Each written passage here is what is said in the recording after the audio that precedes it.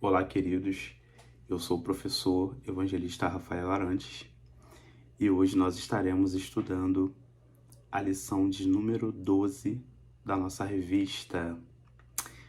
Antes, eu quero glorificar a Deus pela vida dos superintendentes da Escola Dominical, irmã Deise e pastor Ricardo.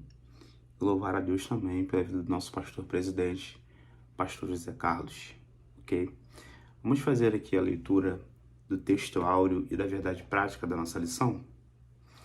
Texto áureo: e crescia Jesus em sabedoria, em estatura e em graça para com Deus e os homens. Lucas 2, versículo 52. A verdade prática: a vontade de Deus é que os pais eduquem seus filhos de acordo com os princípios divinos, a fim de que eles cresçam de maneira saudável e equilibrada.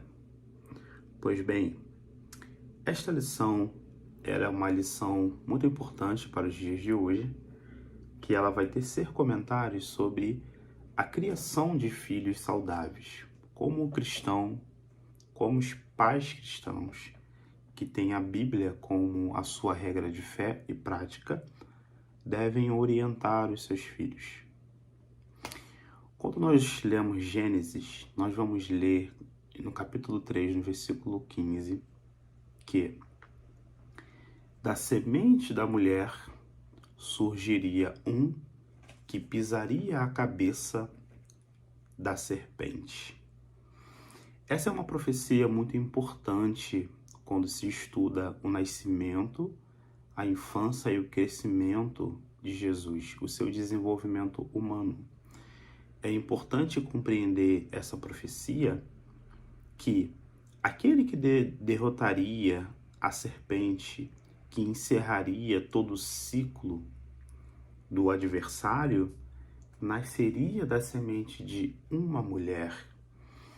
E essa é uma profecia que se cumpre em Maria, e nós podemos observar que ao longo desse cumprimento, desse desenvolvimento, a palavra de Deus, ela se mantém segura. A partir do momento que esta profecia em Gênesis 3,15 é proferida, uma perseguição e vamos colocar assim, uma organização de Satanás contra bebês e crianças se inicia.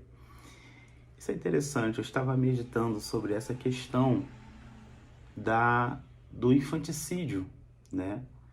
Estava meditando sobre essa questão realmente dos nenéns, dos bebês. Por exemplo, quando você olha para a Bíblia, você vai ver que os bebês, os nenéns, as crianças pequenas, elas são perseguidas, não só olhando para a Bíblia, mas olhando para a história da humanidade também. Vou dar alguns exemplos bíblicos aqui que eu anotei para você. Por exemplo, quando você olha no Egito Antigo, Faraó manda matar todos os meninos para conter o crescimento dos hebreus, né? Você encontra essa história lá em Êxodo, do 1, 15 ao 17.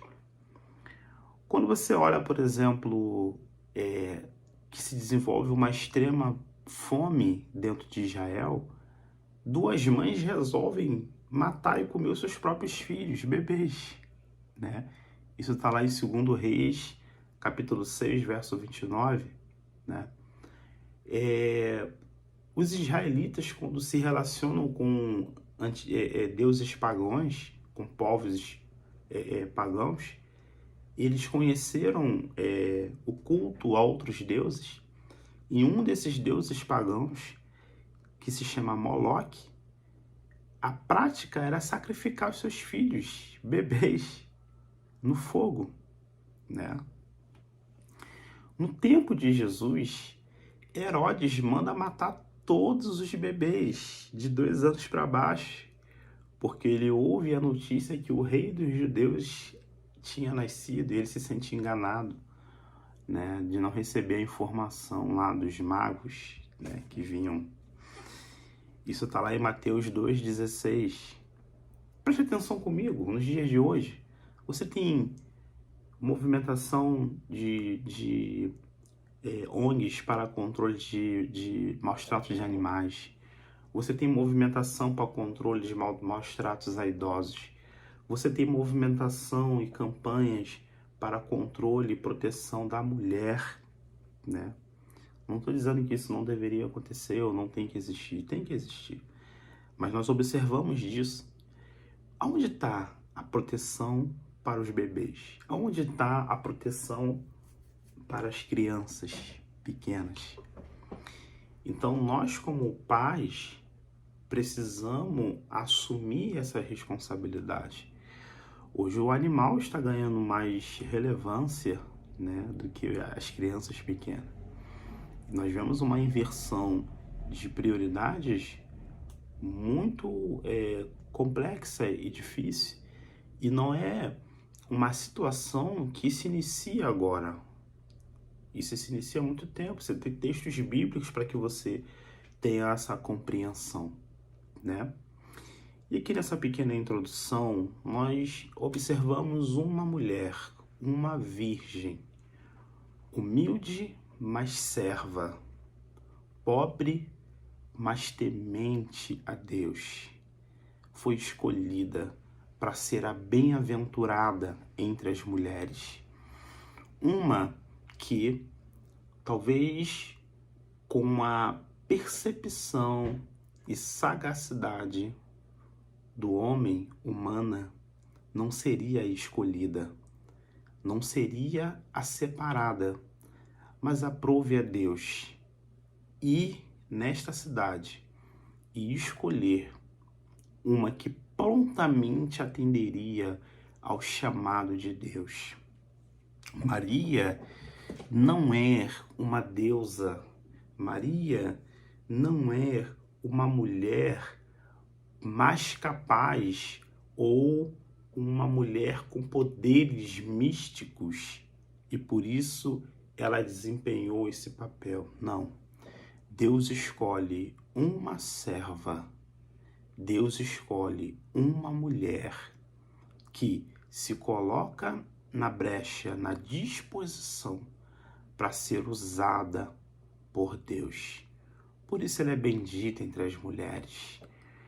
Ela, ao ouvir a saudação do anjo Gabriel, ela teme porque ela sabe que ela é pecadora. Ela teme porque ela sabe que ela é pequena, que ela não é merecedora. Fica um pouco,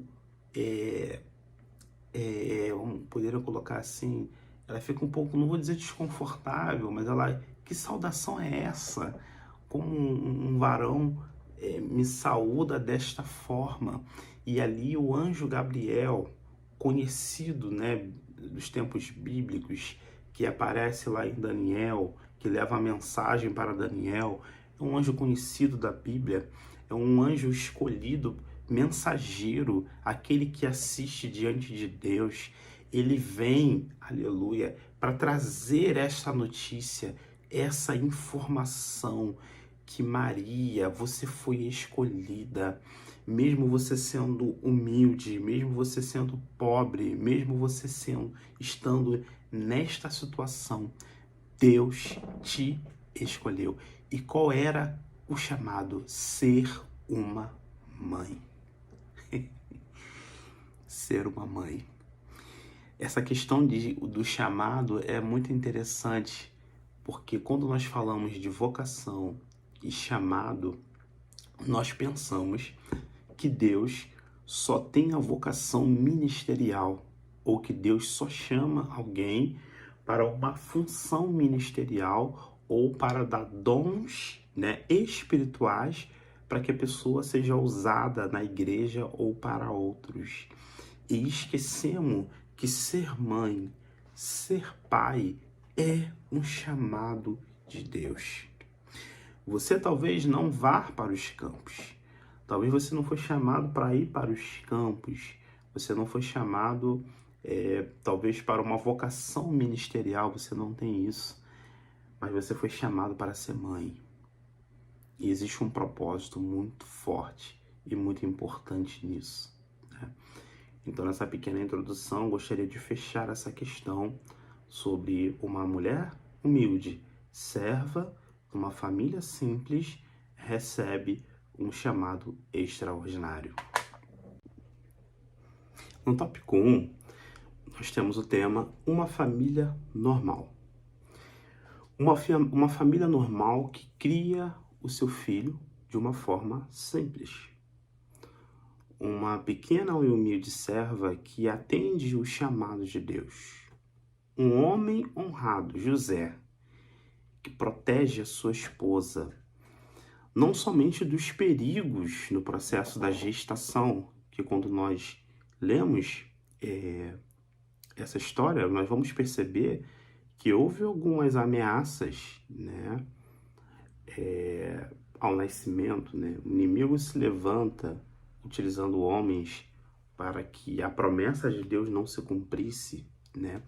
Então José, como um homem, ele deveria proteger a sua esposa no processo da gestação para que a criança viesse bem, viesse com saúde, para que a criança nascesse, né?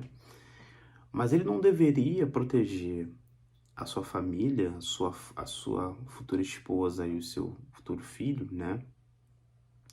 Não só dos problemas físicos que poderiam ocorrer, mas também dos olhares maldosos, das fofocas, né? Das calúnias, da procedência da gravidez de Maria.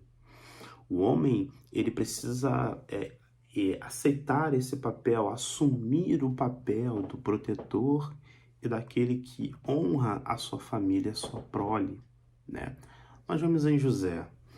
Não era um homem cheio de qualidades, não era um homem excepcional, era um homem comum, mas com um propósito. Era um homem comum, mas com um chamado. Era um homem comum, mas com uma grande responsabilidade. E qual era a responsabilidade de José? Ser pai. Se colocar na disposição para criar uma criança de uma forma simples. Então, Maria e José, duas pessoas simples com um propósito extraordinário.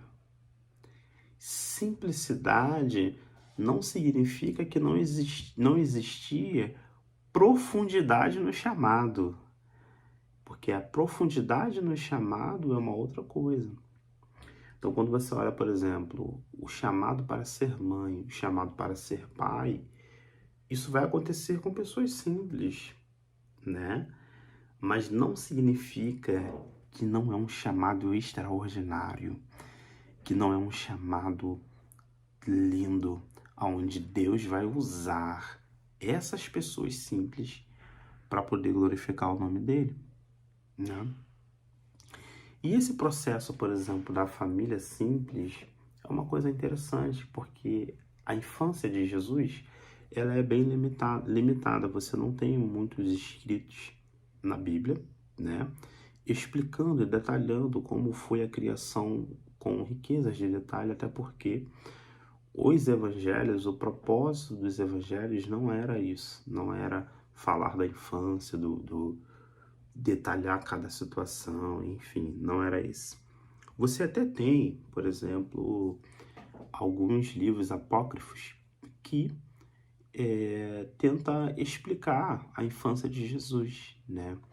Você tem, por exemplo, um dos livros apócrifos, né, chamado Pseudo Tomé, vai relatar a infância de Jesus, né, o menino Deus, né, relatando alguns milagres que Jesus teria efetuado nesse período de infância.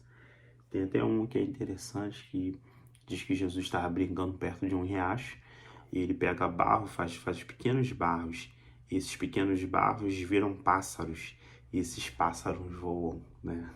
Então, isso é até interessante, porque demonstra uma visão, né, de mesmo ele não sendo aceito, né, na canonicidade, ele é um livro que você, como ficção ou até mesmo conteúdo histórico, vale a pena dar uma lida, que você tem uma visão dos escritos daquela época. Mas isso é interessante pensar sobre a questão de livros inspirados e livros não inspirados, porque essa questão da infância de Jesus é uma questão que ao longo dos séculos perturbou muitas pessoas, muitos estudiosos, e a fim de preencher lacunas, né, surgiram muitos escritos, né? Então, por exemplo, o que são livros apócrifos? Livros apócrifos são livros que não receberam o status de inspirados, ou seja, eles não entraram no cânon bíblico, né? Então, por que eles não entraram no cânon bíblico? Porque existe um padrão para que o livro seja considerado inspirado, né? Se você pega, por exemplo, alguns livros apócrifos, tem até uma listinha, né?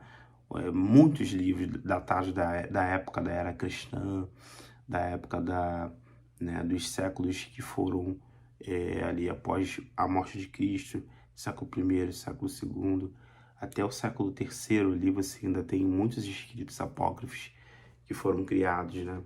Então você tem livros de Tobias, livros de Judite, primeiro Macabeus, segundo Macabeus, Sabedoria de Salomão. Então existem vários livros apócrifos que até relatam uma certa história verídica, né? Mas normalmente a característica desses livros é que eles contêm falhas doutrinárias, falhas teológicas. Um escritor, por exemplo, quem foi que escreveu, às vezes você não tem a autoridade profética, né, de quem escreveu. Ele não está em harmonia com as escrituras, né? Então, você lê esses livros, você vê que a doutrina e os ensinos ferem brutalmente aquilo que até a antiga aliança está orientando.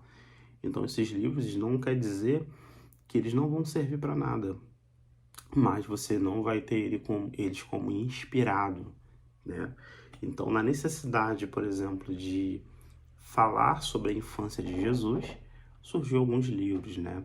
E essa necessidade, ela surge em várias áreas, né? Para falar sobre a vida de alguns apóstolos, para falar sobre histórias que Atos, por exemplo, não conta, sobre milagres, por exemplo, que os evangelhos não relatam, né? Então, esses livros vão surgindo para trazer essas demandas e até mesmo para trazer falsos ensinos, falsas histórias, falsas orientações, né? Eu sei que a gente não está muito nesse tema, mas é importante a gente definir o que é um livro canônico. Por que nós estamos com a Bíblia, 66 livros, né? 27 no Novo Testamento, 39 no Antigo. Por que nós dizemos que esses livros são inspirados e os outros não são? Porque esse processo, né, dos livros serem considerados inspirados não foi da noite para o dia, né? Houve todo um desenvolvimento, né? Então, exemplo, para um livro ser canônico, existe uma tríplice visão. Ele precisa ser revelado por Deus, ele precisa ser inspirado por Deus e ele precisa ter autoridade, né? E essa tríplice emana também para uma outra questão, né? Exemplo, você pega o livro de Romanos. Vamos fazer um teste rápido. O livro de Romanos, existe uma credibilidade na mensagem, né?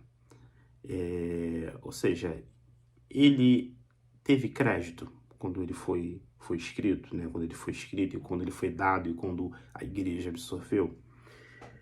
Aí, segundo, a aceitação comunitária. Os primeiros seguidores de Cristo, quando pegaram o livro de Romanos, houve uma aceitação, né? Por exemplo, o livro de Romanos, um dos livros que mais tem cópias hoje, cópia da cópia da cópia, né? Mas tem. foi um dos livros mais copiados. Então, assim, houve uma aceitação comunitária muito grande do livro de Romanos. Então, primeiro, autoridade profética. Segundo, credibilidade na mensagem. Aceitação comunitária. Terceiro, credibilidade na mensagem. A mensagem que está sendo proferida, ela está em harmonia com a mensagem de Cristo? Ela está em harmonia com a mensagem da antiga aliança? Ela está em harmonia com os escritos que nós já temos aqui? Então, todos os livros que apareciam, eles tinham que passar por esses crivos. E nesses crivos, muitos livros eram descartados. Esses que descrevem a infância de Jesus, que falam sobre um outro Apocalipse, que contam uma outra história, Evangelho de Judas, Evangelho de Apocalipse de Pedro, Apocalipse de Paulo, né? Você vê que são esses livros que tentam preencher lacunas, né? Então, essas são a visão, por exemplo, para você ter essa questão da canonicidade, né? Para ele ser canônico, né? A palavra cânon vem da vara de medir. Então, assim, é como se os livros entrassem num processo de medição para ser aceito ou não, né? E quando você pega, por exemplo, a Antiga Aliança, as escrituras do Antigo Testamento as escrituras hebraicas, chamada Bíblia Hebraica, né, que se chama Tanakh, né? A palavra Tanakh é um acrônico, né, de 3 palavras, que significa Torá, Nevim, Ketuvim, né? Ou seja, a lei, profetas e os escritos, a Antiga Aliança. A Bíblia Hebraica da Antiga Aliança é exatamente igual, por exemplo, à Bíblia Protestante, né? Quando você pega no Antigo Testamento, nós vamos ver que do hebraico é traduzido para o grego, nós chamamos de Septuaginta, onde 72 anciões foram para Alexandria e fizeram a tradução do hebraico para o grego, né? Então, essa tradução ela foi muito importante, porque ela trouxe uma organização, não na mudança de conteúdo, né? Então, a Bíblia Tanakh, que são as escrituras dos judeus, que os judeus utilizam para ler, e a Bíblia Protestante, a Antiga Aliança, é exatamente igual. O que muda, na verdade, são a condensação dos livros e a organização.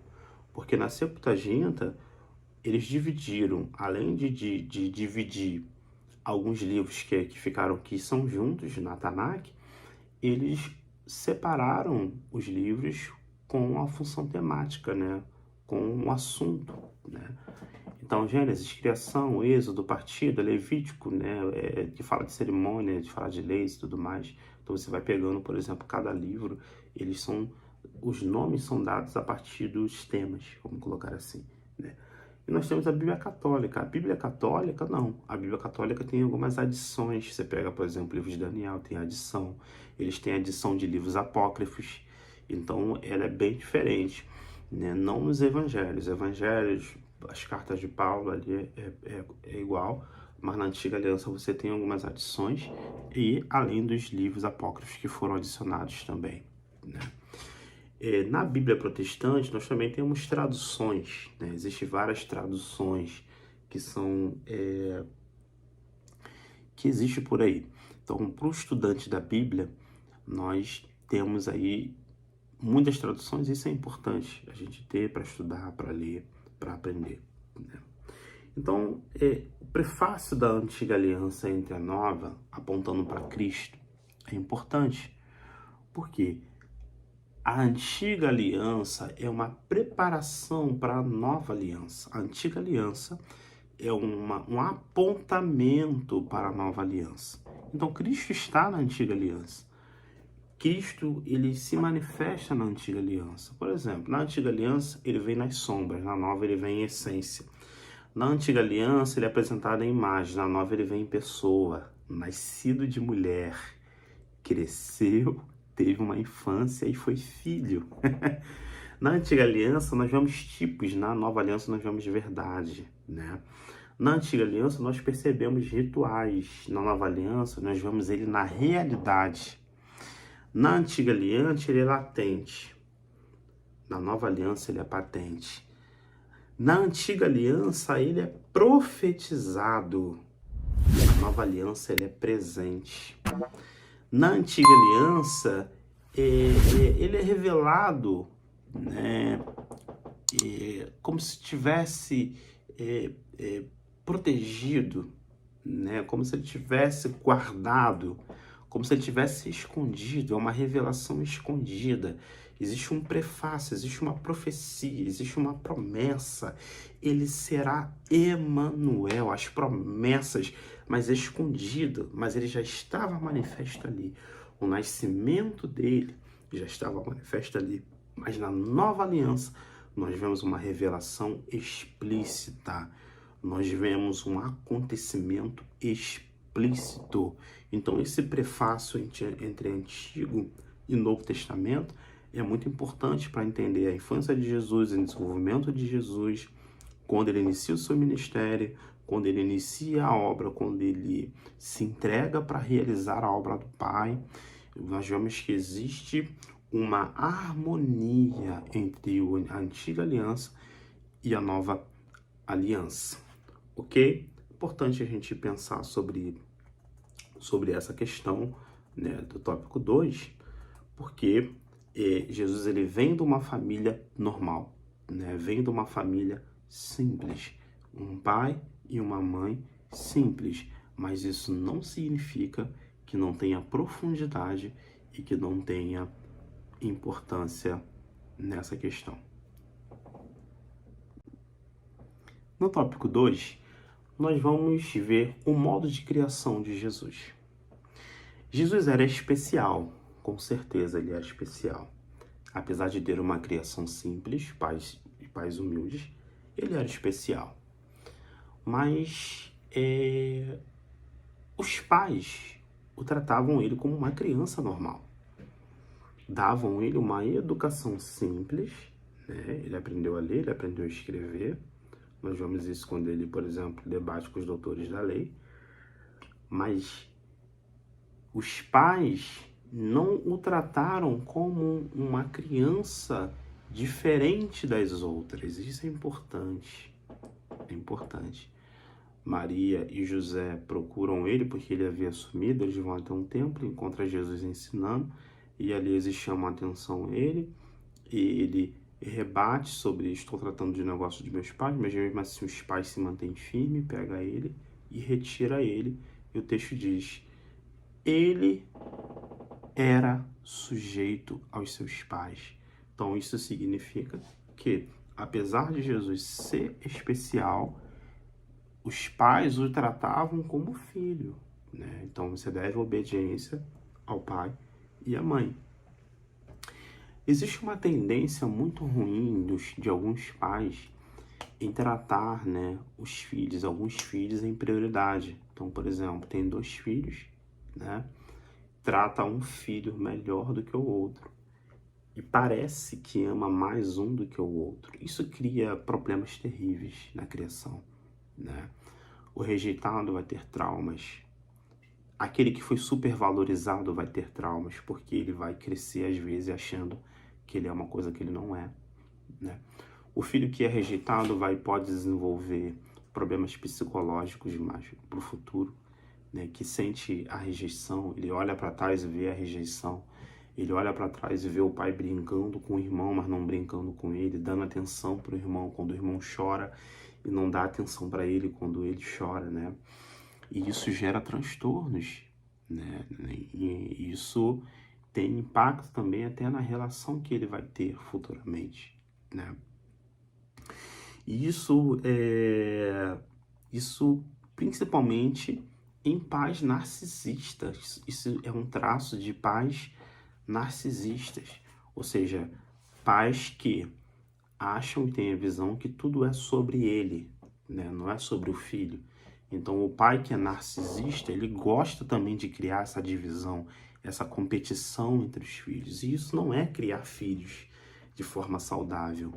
Isso não é orientar filhos de forma saudável. Você não pode criar divisão entre seus filhos, né?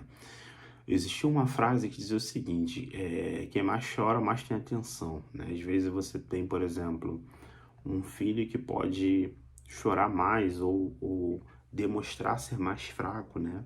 Demonstrar não ser tão dependente, e por ele chorar mais, não ser tão dependente, ou não se desenvolver, ou parecer fraco, você dá mais atenção, você dá mais, fica mais atento a esse filho. Isso é um grande problema, porque os filhos precisam ser desenvolvidos com o mesmo amor, com a mesma atenção, com o mesmo carinho, com a mesma devida responsabilidade, né? Precisamos criar filhos saudáveis, precisamos criar filhos que possam entender que eles são uma família, né? Por que Jesus era sujeito a eles? Porque Jesus reconhecia a autoridade de Maria e José, né? Então, esse é um grande problema quando os pais dão prioridade para um e não para outro. Nós temos casos bíblicos. Olha o caso, por exemplo, de Isaac, né, e Rebeca, né? Isaac, ele atentava para Esaú. Rebeca atentava para Jacó. Isso cria uma divisão, né? Os dois filhos tinham uma característica totalmente diferente. Esaú do campo, Jacó do lar, né? Então Jacó, por ser do lar, agrada mais a mãe, e Esaú, por ser do campo, agrada mais o pai. Então isso criou transtornos terríveis na convivência dos filhos, que perdurou por anos, né? Olha a consequência da escolha por um, né? A mãe escolheu um, o pai escolheu outro, e isso gerou consequências terríveis, né? Então, a convivência foi sofrida, principalmente por causa dos pais, né? Então, Jesus, ele cresce em um lugar simples e humilde, mesmo sendo filho de Deus. Mesmo possuindo todo o ouro e toda a prata, ele vai crescer num lugar humilde e pobre. Deus permitiu que José e Maria o criassem de uma forma simples, né, e humilde. Eles foram criados, Jesus ele é criado de acordo com a realidade dos seus pais, né? Então, assim, Deus não pegou José e Maria, que era pobre, agora fez eles ricos para poder criar Jesus. Não, Jesus é criado na realidade dos seus pais. Isso era muito importante. Mas mesmo sendo pobre e humilde, eles fizeram todos os esforços para criar Jesus da melhor forma possível. Isso é muito importante, né? Nós não podemos ter desculpa para criar os nossos filhos de qualquer maneira. Nós não podemos ter desculpa para não fazer o nosso papel de pai e de mãe, né? E isso aqui é importante, né? Porque o que acontece? Jesus, ele crescia, né, em estatura, sabedoria e graça diante de Deus e diante do povo, né? E ele era especial realmente, mas ele teve uma orientação, ele teve uma vida simples. Qual é o grande problema que a gente vê hoje, por exemplo? São pais que acham que os seus filhos são especiais, mas na verdade eles não são.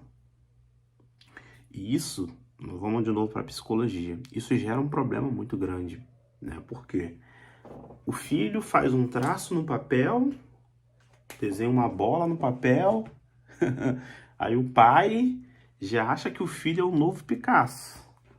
É o novo Michelangelo. Então já esse filho é muito prendado, essa criança é muito inteligente, não, ele sabe de tudo, ele é demais, olha aqui, né? Às vezes são habilidades simples que todo mundo tem, né? Eu não estou dizendo, por exemplo, do pai babão, eu sou um pai babão, né? Um pai que vibra com o acerto do filho, o pai que vibra com a evolução, quando o filho acerta em alguma coisa, quando o filho consegue concluir uma tarefa, você fica alegre. Eu não estou dizendo isso. Eu estou falando de pais que colocam o filho em uma posição que ele não está. Pai que elege o filho a gênio. Acha que o filho é gênio, mas o filho não é. E isso você gera um transtorno psicológico na criança e em você mesmo.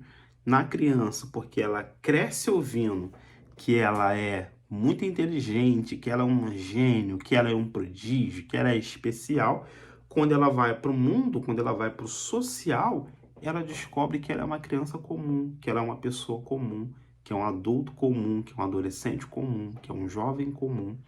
E aí vem as decepções, aí vem as desilusões, né?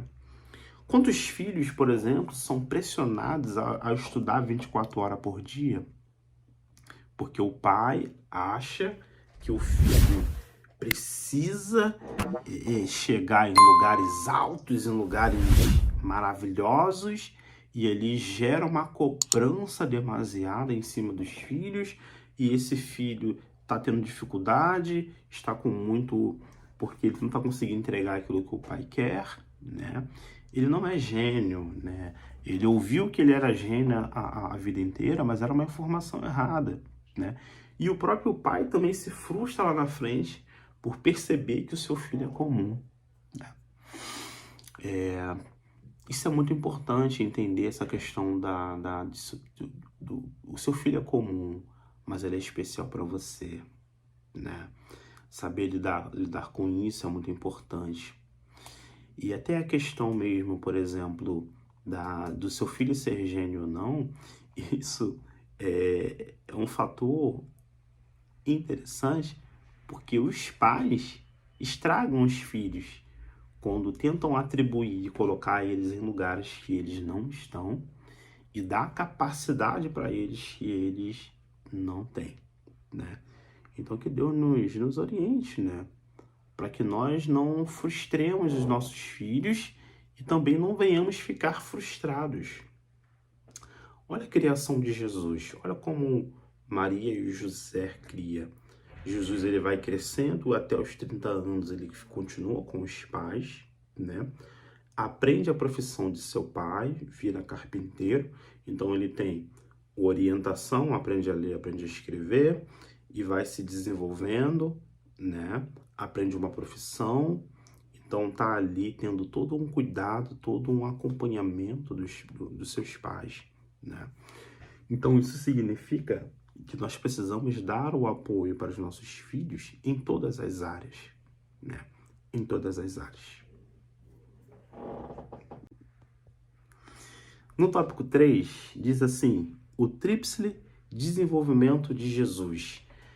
Jesus ele crescia em sabedoria, em estatura e em graça. Em sabedoria, isso significa que existe uma mistura entre o conhecimento divino, que já existia nele, e a aplicação do conhecimento que ele estava aprendendo na Terra. Porque o que é a sabedoria? Sabedoria nada mais é, né, quando vinda de Deus, lógico, é eu saber aplicar o conhecimento obtido. Sabedoria não é conhecimento. Sabedoria é a expertise em usar o conhecimento, né?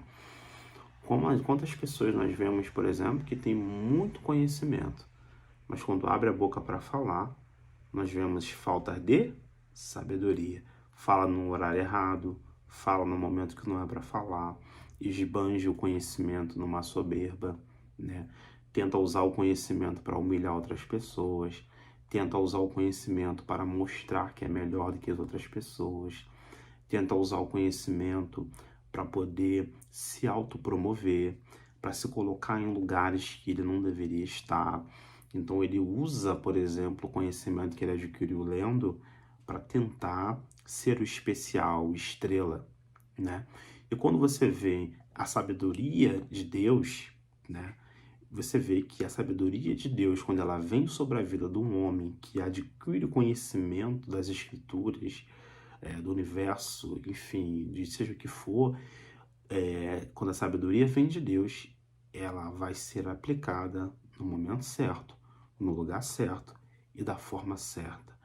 Existe a sabedoria humana também, mas a sabedoria humana tem a ver com as questões humanas, as questões terrenas, né? Uma pessoa pode não ser salva e ela ser educada, e ela saber utilizar o conhecimento que ela tem, ela não se promover por causa do conhecimento que ela tem, ela tem uma sabedoria, às vezes, não só pelo conhecimento teórico, mas às vezes pelo conhecimento prático, né? A inteligência comum, né? A inteligência, por exemplo, de um homem que é um pescador e não sabe ler e escrever, mas consegue olhar para o mar e saber se dá para entrar ou se não dá. Ele sabe, por exemplo, quando a maré está alta, quando a maré está baixa, de que lado o sol vai nascer, para onde é o norte, para onde é o sul, para onde é o oeste, só de olhar para o mar, né? Então isso tem a ver com conhecimento, né, comum, e a partir disso ele tem uma sabedoria, porque ele vai decidir ali se ele vai entrar ou não, se ele vai tomar a decisão ou não. Ele usa uma sabedoria humana para tomar decisões humanas. Agora, a sabedoria de Deus, aquilo que Salomão pede, por exemplo, é uma sabedoria que dá uma condição para lidar com as coisas espirituais de uma forma diferente, né? Então Jesus cresce em sabedoria, em estatura. Isso significa que ele tem um desenvolvimento físico normal, né? Jesus não era extraordinário fisicamente. Jesus não tinha beleza nem formosura. Isaías 53 atribui a isso. Ele não era alguém como, por exemplo, Absalão, né, que do ombro para cima era o mais belo de Israel. No texto diz, Jesus não era um homem lindo como Saul, como o texto frisa, dizendo que Saul era lindo, né? Jesus não tinha uma beleza exterior, e não era esse o propósito. Deus não criou Jesus para esse propósito, glorificar a Deus com a beleza, né? Mas mesmo assim ele teve um desenvolvimento físico normal, como qualquer outra criança, como qualquer outro adolescente. Essa questão do desenvolvimento físico, para nós que somos pais, é importante a gente observar isso, né? Exemplo, levar os nossos filhos para fazer os exames corretos, né? Levar os nossos filhos, por exemplo, para tomar vacina, né? A criança que está na fase, por exemplo, de desenvolvimento, você levar numa pediatra, você ter uma rotina de levar ao médico, né? E a criança começa a crescer, entrando numa pré-adolescência, você colocar ele em alguns esportes para que ele possa fazer. Então ele vai desenvolver a mente, mas também desenvolve o corpo, né? Você fazer alguma atividade física com seu filho, levar ele na pracinha, jogar bola, fazer com que ele corra, que ele gaste aquela energia. Isso é se preocupar com a estatura do teu filho, né? Se atentar, por exemplo, o tipo de roupa que ele está usando, o tênis que ele está calçando, se está machucando o pé, se não está, se está apertado, né? Na fase, por exemplo, de 1, 2 anos, observar como o bebê senta, né? Se é com a perna atrofiada, como é que ele está sentando. Então, o desenvolvimento da estatura do seu filho é responsabilidade. Nós, como os pais, precisamos ficar atento como nosso filho está andando. Exemplo, às vezes a criança está crescendo com a perna muito arcada, né? E às vezes é a forma de pegar, a forma de sentar. Como você pega a criança, você atrofia mais. Ou a criança fica no berço o dia inteiro, você não deixa a criança andar. Então, como ela não anda muito, ela não desenvolve as pernas. Então, nós precisamos ter sabedoria para observar os nossos filhos, né? Então, o filho foi para a escola, ele voltou, é criança ainda, está na fase de pré-adolescente, você olhar a perninha dele, olhar o bracinho dele, olhar o pescocinho, ver se tem algum machucado, sentar, conversar com ele, como é que foi a escola, para ele te contar como foi, para você saber se ele está sendo agredido ou não, se está sendo machucado ou não. Então isso é muito importante, né? Os nossos filhos precisam crescer em estatura e essa responsabilidade é nossa, né? Como responsáveis, né? Ele crescia em graça e isso significa que ele crescia em carisma. Ele tinha uma boa aceitação diante de Deus e diante do povo. E aqui eu gostaria de chamar a atenção para os filhos mal educados, né? Gente, a escola não educa a criança. A igreja não educa de forma alguma a criança. Quem educa são os pais. E a criança, ela serve de exemplo. Quando você pega uma criança muito mal educada, muito rebelde, não respeita ninguém, você tem que começar a desconfiar em que tipo de ambiente essa criança está sendo desenvolvida. Não significa que o ambiente, todo mundo lá é mal educado, não significa que todo mundo lá é ignorante, mas pode significar que ela não está sendo corrigida, que ela não está sendo orientada, que ela fica largada na casa. Então, estar aceito, né, crescer em graça, ser aceito, é você dar uma boa educação para que a criança seja uma criança que tenha uma convivência, que saiba se relacionar com outras crianças. Então, ai meu Deus, quando essa criança vai para essa escola, ela volta a outra. Olha, se você dá uma boa educação, se você investe tempo para educar o seu filho, não importa os lugares que ela vai e volta. A educação, a base é na casa, é no lar. Então, o controle disso está em suas mãos, está em nossas mãos, né? E isso é muito importante. A responsabilidade de criar filhos saudáveis é dos pais. Faz um contraste, por exemplo, entre os filhos de Davi e a criação de Jesus. Existe uma diferença muito grande. Você vê que Davi, ele tem um êxito muito grande no seu ministério externo, na sua chamada ministerial, na sua vocação ministerial. Ele tem um êxito muito grande, mas o chamado como pai, ele não é bem sucedido. Lógico, isso tem a ver com vários outros fatores, né? Isso tem a ver, por exemplo, com a decadência e escolha de Davi em pecar contra Deus, cometendo adultério, assassinando um homem inocente. E ali isso gera consequências dentro do seu lar. Então, olha uma meditação aqui muito importante. Nós precisamos tomar cuidado com as nossas decisões, porque as nossas decisões geram impactos dentro do nosso lar. Então, os meus erros podem afetar os meus filhos, né? Então, isso tem a ver com a questão espiritual, mas também tem a ver com a questão terrena, natural. Então, se eu tenho meu filho, deixo de pagar a luz, por exemplo, deixo de pagar a água, vai ser cortada a água, vai ser cortada a luz. Isso gera consequência na vida do meu filho, na vida da minha filha, né? Se eu, por exemplo, não tenho uma comunhão com Deus, se eu não oro, se eu não leio a Bíblia, se eu não leio a Bíblia para eles, né?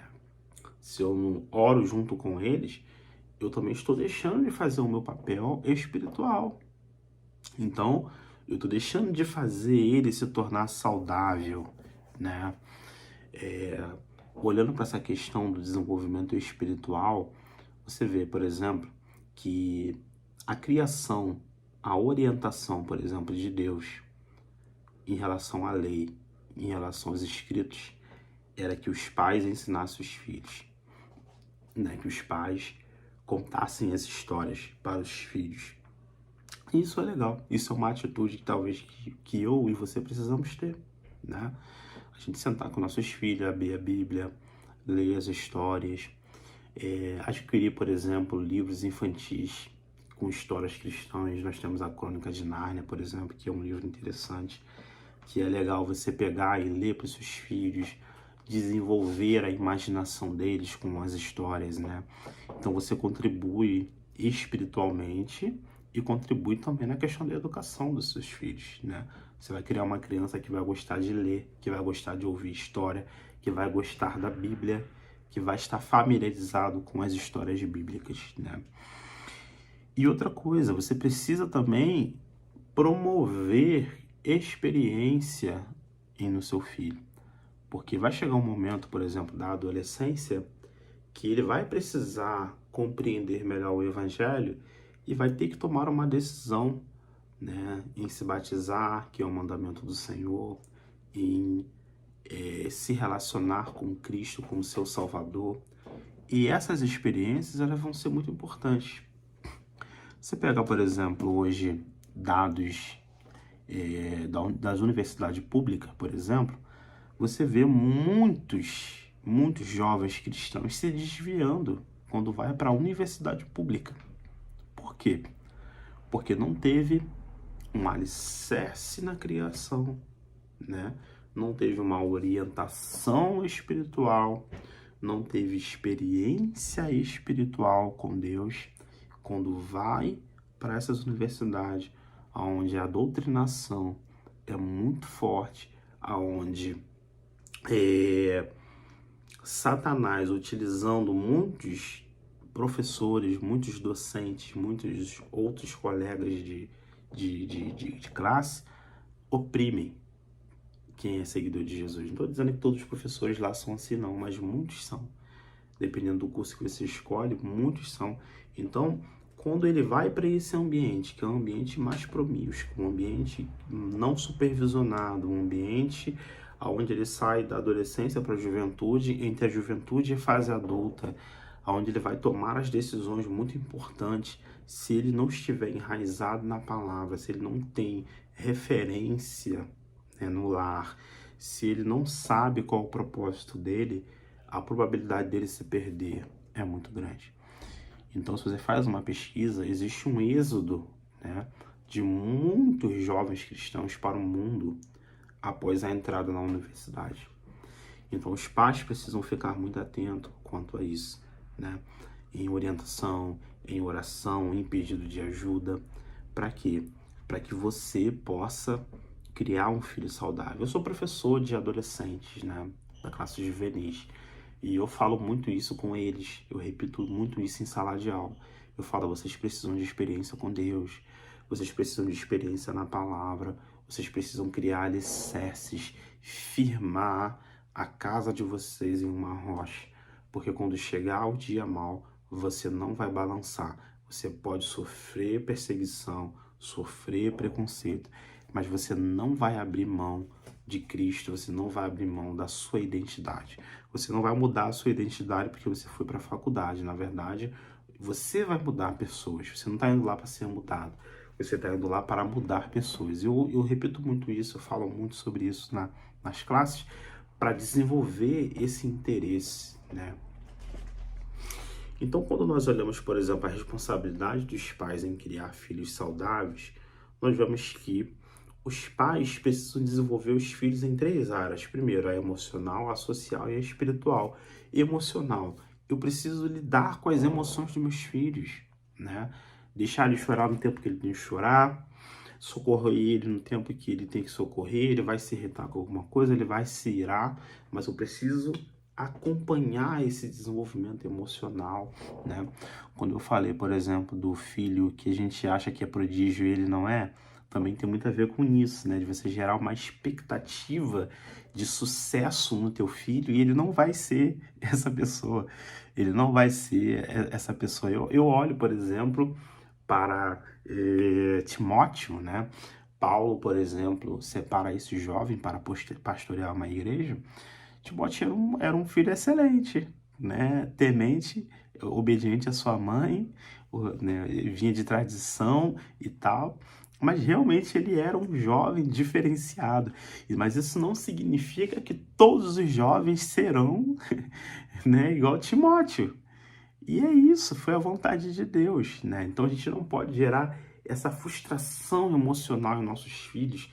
Tem muitos problemas emocionais, na verdade a grande maioria de problemas emocionais tem a ver com a criação, né? Então você tem adultos, tem essa frase também, né? Você cuida dos seus filhos emocionalmente agora, para que ele não tenha que se cuidar sozinho quando estiver adulto, né? Então, se você não cuida da emoção dele agora, não ajuda a desenvolver a emoção dele agora, no futuro ele vai ser um adulto desequilibrado emocionalmente, tendo que se tratar aí com especialistas, né? Desenvolvimento social, fazer com que seu filho tenha interação com outras pessoas, com outras crianças, né? O evangelho, por exemplo, tem a ver com comunidade. O evangelho tem a ver com esse tratamento de pessoas. E às vezes na criação a gente desenvolve crianças individualistas, né? Então, crianças que não querem dividir o brinquedo, que não divide o espaço, que não dá lugar para coleguinha, que não dá vez na fila, que não quer dividir o copo, que não quer dividir a comida, que não divide nada. E tem pais, por não ter tido essa experiência, repetem isso nos filhos. E o filho cresce individualista, né? Mas nós precisamos saber desenvolver a criança na parte social, que é muito importante. E para finalizar, na parte espiritual, é aquilo que eu já falei, que o pai tem que sentar, orar junto com o filho, explicar para ele as escrituras, dar exemplos das experiências que ele já teve, para que ele possa desenvolver essas experiências no seu filho também, para que ele possa desenvolver uma vontade no seu filho em querer ter experiência com Deus, né? Os pais têm a missão de apresentar Cristo para os seus filhos, ensinar a palavra, participar do seu desenvolvimento espiritual. Amém? Então é isso, chegamos aqui até o final. Eu espero que essa aula tenha abençoado a sua vida. Eu tenho certeza que Deus ele vai continuar nos ajudando e nós vamos ler aqui a conclusão. A família de Jesus é um exemplo de boa formação familiar. A respeito dos pais, aprendemos a ser equilibrados, ponderados e não manifestar predileções pelos filhos. A respeito de filhos, nosso Senhor foi obediente e atencioso aos seus pais em todas as coisas. Que nossa família seja um ambiente propício para o desenvolvimento espiritual, emocional e social de nossos filhos. Que Deus nos abençoe e até uma próxima.